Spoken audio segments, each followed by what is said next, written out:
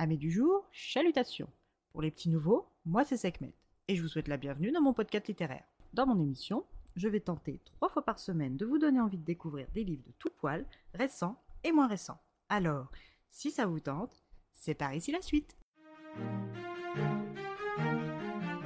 Aujourd'hui, je vais vous présenter les Chroniques de Sélène, la clé du temps, de Lisbeth, publiée en auto-édition. Une lecture faite grâce à un partenariat non rémunéré avec l'auteur. Dans ce dernier tome de la saga, nous allons repartir auprès de Sélène, déesse lunaire, Endymion perse, dieu du soleil, et Siegfried, un guerrier asgardien. Attention à vous, si vous n'avez pas encore lu le tome 3, vous risquez d'apprendre trop de choses par ici. Mais comme toujours, c'est vous qui voyez. Sélène n'est plus du tout la même qu'à ses débuts, et pour cause. Elle a démêlé les nombreux fils de son passé et a dû affronter en face ses choix et ses erreurs. Elle a perdu sa meilleure amie Aurore Basile dans sa dernière bataille. Celle qui était là pour elle depuis toujours, celle à qui elle avait toujours pu tout confier, celle qui lui faisait garder espoir en l'humanité, sa sœur. Tuée d'une blessure grave suite à l'explosion causée par Orion, Aurore a sauvé des vies, dont celle de la jeune sorcière de 17 ans Calista Sauter, et un groupe d'enfants incarnant l'avenir du monde avant de partir.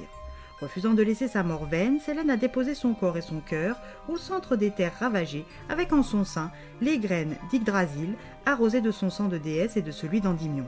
Après avoir prononcé des paroles invoquant leurs pentacles respectifs sous les yeux médusés de Siegfried et des rares survivants, un arbre gigantesque s'est mis à pousser dans le cœur d'Aurore, emprisonnant le corps d'Éos sous des racines monstrueuses.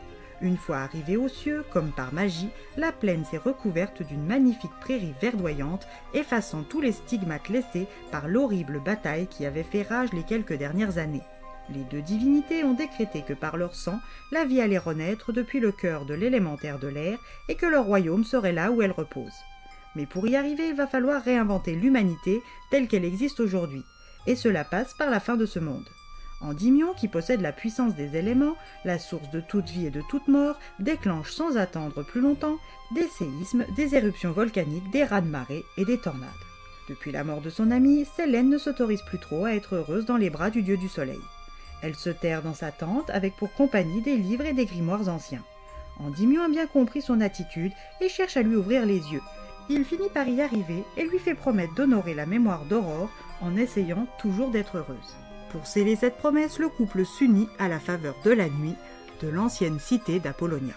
De son côté, Siegfried pleure son aimé au pied d'Yggdrasil chaque soir. Lui qui avait pour mission de la protéger a échoué et il a bêtement perdu son bras dans la bataille. Son chagrin ne fait que grossir, surtout quand il voit ce que ses deux autres compagnons sont en train de faire en son nom. Ezumé, qui les a rejoints récemment, ne comprend pas vraiment la passivité du guerrier. Lui aussi a perdu celle qu'il aimait et il ne détruit pas le monde pour autant. Malgré ses doutes et ses réticences, il reste fidèle à la déesse de la lune. Calista n'a pas su utiliser ses dons pour sauver Aurore, et elle se le reproche, ce que ne fait pas Sélène. Calista est une sorcière, la dernière de sa lignée. Elle a hérité de son pouvoir à la mort de sa sœur. Elle est normalement capable d'invoquer les démons. Sa famille provient de l'esprit féminin nommé Sotera, qui préserve et délivre du mal, incarnation de la sécurité. La famille de Calista est au service de la déesse de la lune depuis la création de la caste des sorcières, et elle possède une clé, comme toutes les sorcières du clan du soleil. Chaque clé, au nombre total de 28, possède une pierre de lune imprégnée du sang de la Trinité.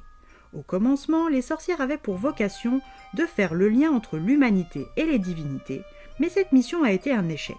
Pour le moment, Calista est incapable de voir ou de communiquer avec les démons, donc elle est encore plus incapable de se servir de sa clé dont elle ignore presque tout. Sélène croit plus en elle qu'elle-même et saura être patiente comme Aurore l'aurait fait. De son côté, Orion est toujours sous le joug des 3 Manias, Mégère, Alecto et Tisiphone. Il a perdu un bras et souffre affreusement d'avoir perdu Aurore. Il est prêt à toutes les folies, comme l'usage de la nécromancie, pour revoir son sourire. Mais les 3 sorcières en quête de vengeance n'ont aucune intention de le libérer, bien au contraire.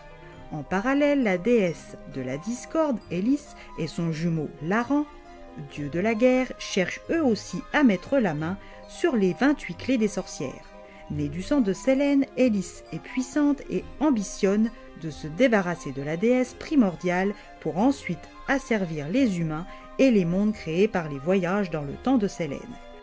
Pour y arriver, son frère et elle vont partir pour la Chine, au clan du soleil de Pangu, et y faire un massacre sur le conseil d'un corbeau informateur.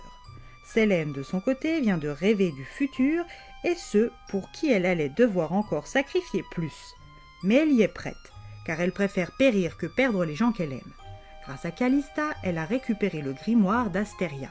À la lecture, Sélène a une révélation qui va lui faire changer radicalement son fusil d'épaule. Mais que contient les pages de ce grimoire susceptible de modifier à ce point son point de vue? Son plan de destruction originel est-il toujours d'actualité? Arrivera-t-elle à tenir ses engagements sans nouvelles pertes? Endymion, Siegfried, Izumi et Calista la suivront-ils dans son nouveau but? Orion est-il bien l'homme en qui Aurore croyait ou l'homme vil des champs de bataille? Sauvera-t-elle son cousin pour sa défunte amie? À vous de chercher toutes les réponses dans ce dernier tome.